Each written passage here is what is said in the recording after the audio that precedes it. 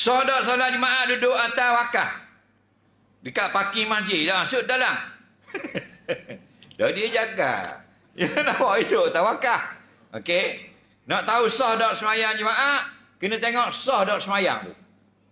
Kalau sah semayang, sah jemaah.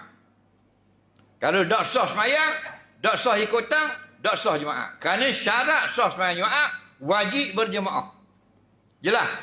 Jadi bila duduk luar atas wakaf seorang, atas gerak, atas divider, atas bledi, atas benda lagi, atas parking motor, sah tak dia ikut situ?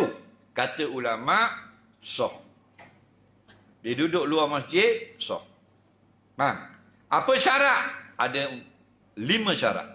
Syarat pertama, dia mesti dengar, dia mesti nampak Tok Imam rokok sujud.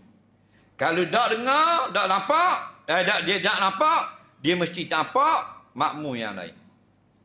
Ketiga, tak nampak Tok Imam, tak nampak makmum, dengar imam. Dengar suara Allahu Akbar. Dia pun duduk tawakal Allahu Akbar. Sah.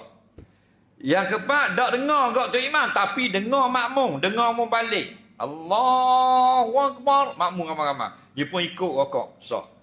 Yang kelima, dia tak boleh 300 hasta jauh daripada belakang masjid. Syarat dia. Okey? Jadi duduk wakaf luar masjid itu masih sah lagi. Tapi fadilat sah, dia tak dapat. Dia sah mengikut imam saja. Bila sah mengikut imam, sah jemaah.